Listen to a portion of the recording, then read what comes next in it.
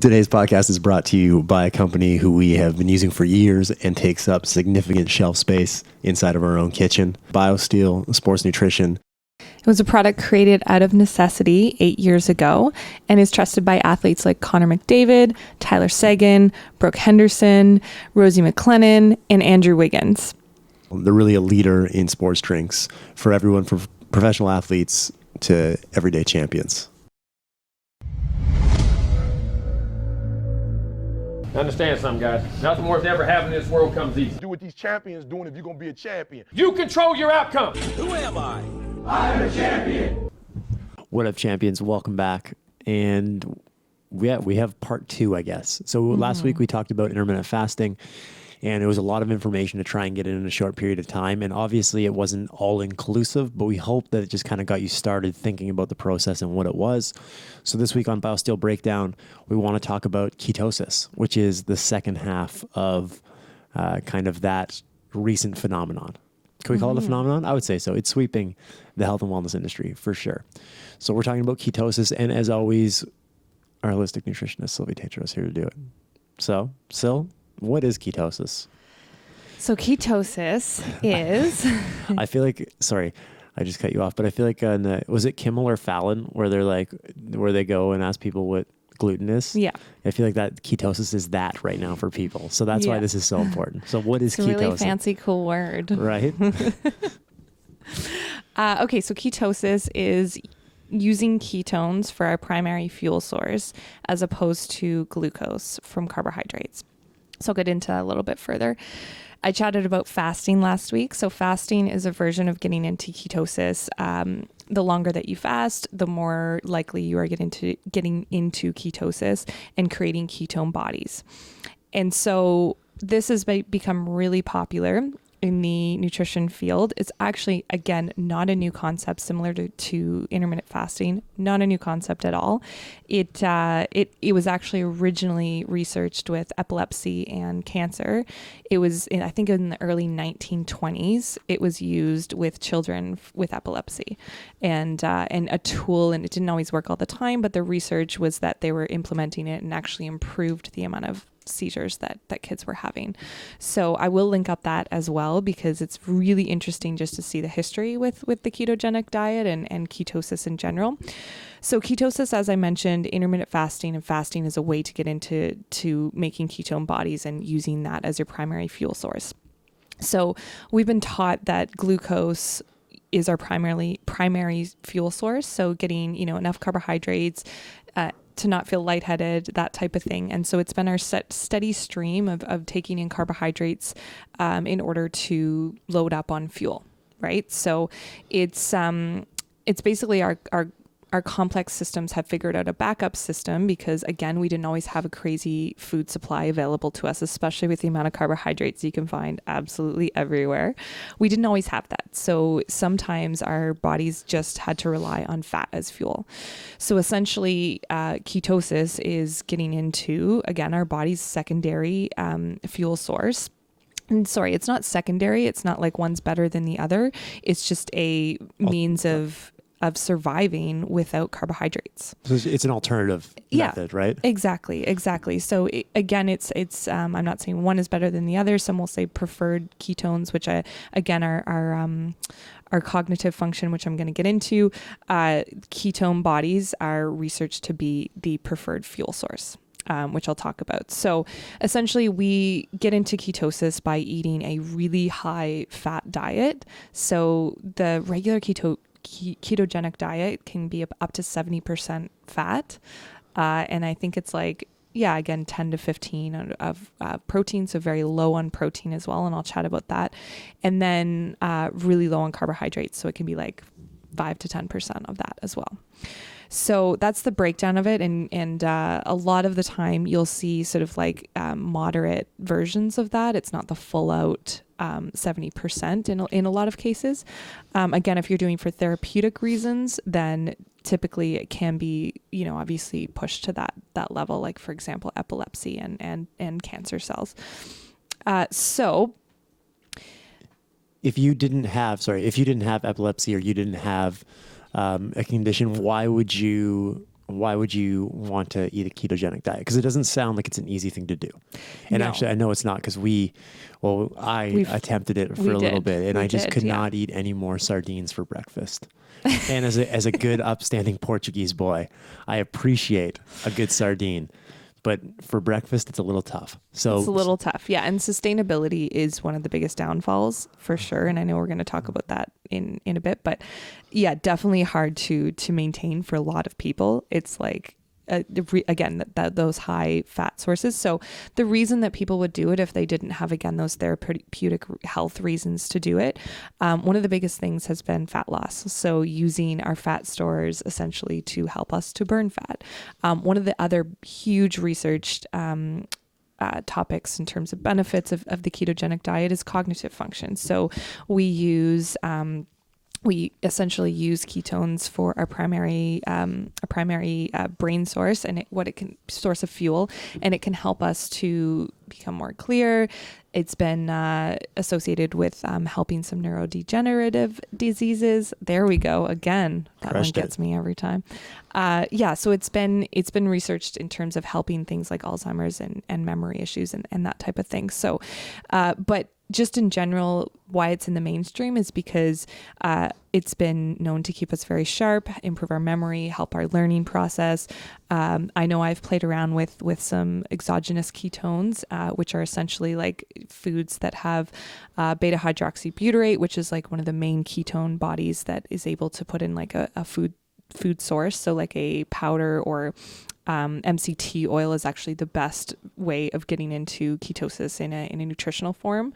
So MCT oil is medium chain triglycerides, and it's essentially in coconut oil, but it's also derived on its own. So you can use that to promote, again, this weight loss. So using fat as fuel, and then specifically the cognitive function. So, and you mentioned sustainability.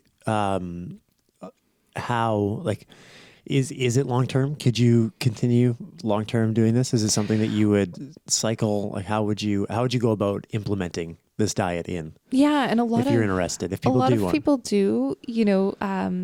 There's some, like Dom D'Agostino is one of the biggest researchers, and he's brilliant.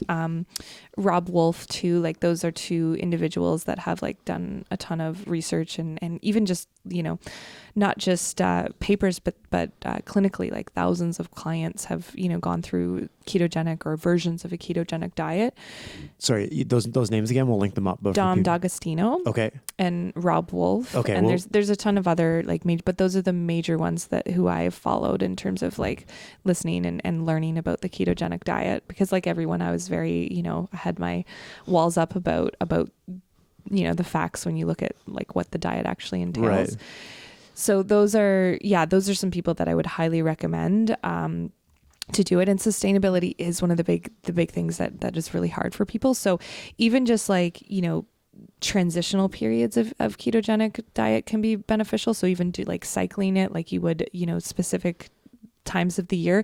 I think the ketogenic diet is a tool, in my opinion. Again, this is my opinion, but it's a tool in specific situations where it can help. And if people are responding well to it, then it can help with, decreased fat loss, as well as, combined with like an intermittent fasting, it can also help with cognitive function. And I have personally used my own body as a reference for that. And I have found that there are, benefits, especially when it comes to hunger and being able to, sustain my cognitive function for a longer period of time. And I found when I eat a lot of carbohydrates, I can get brain fog, and I can be like pretty, like again, craving carbohydrates for my fuel source.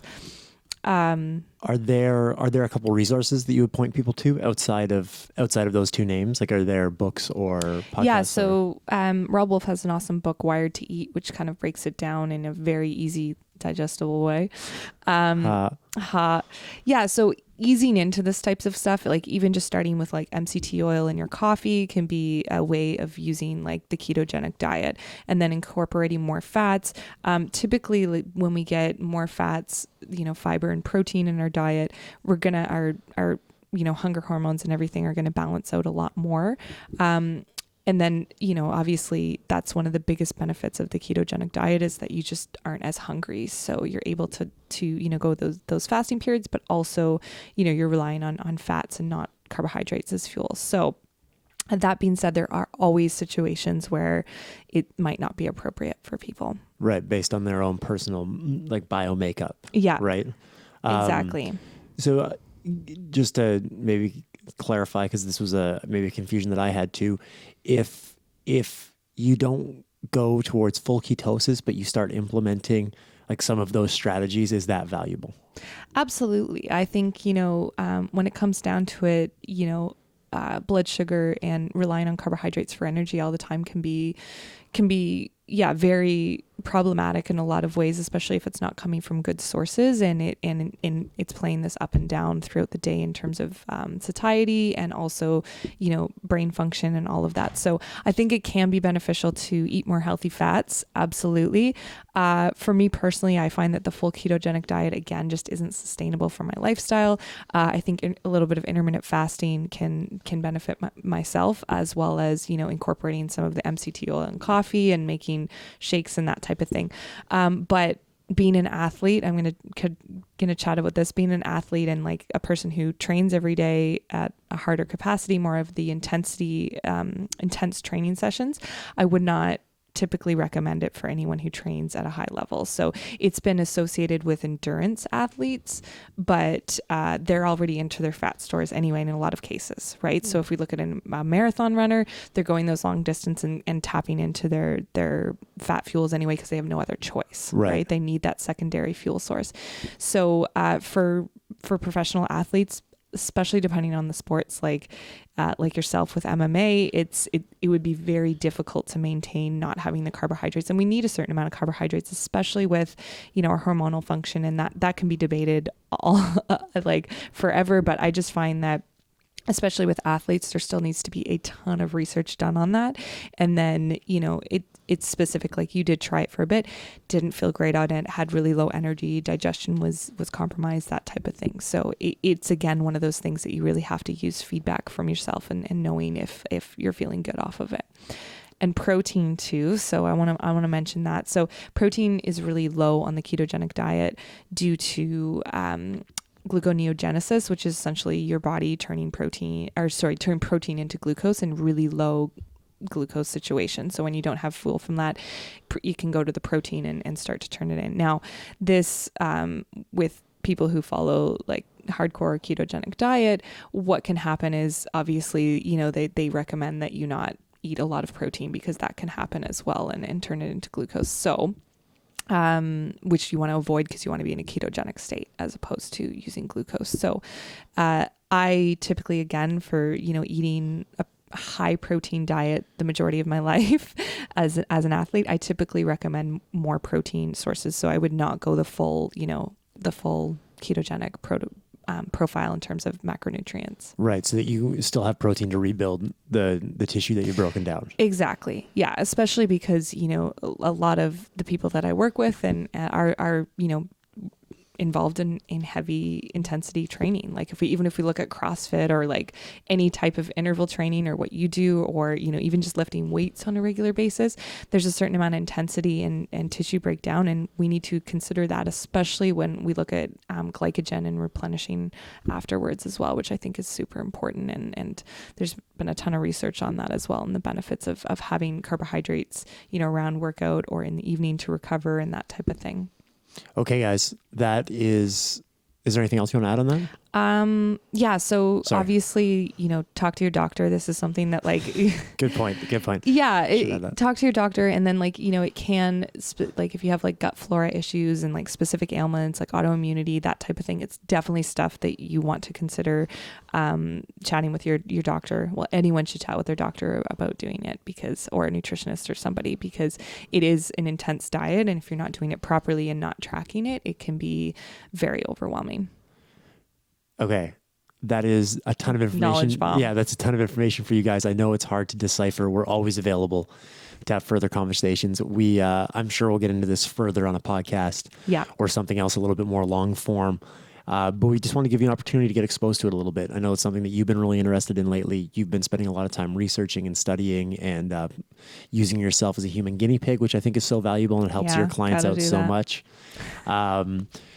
So we hope you enjoyed it. We hope you have a little bit more understanding on what ketosis is. Now it works well with our video last week. If you missed part 1 on intermittent fasting, I suggest you go back and check it out. It'll be the previous upload.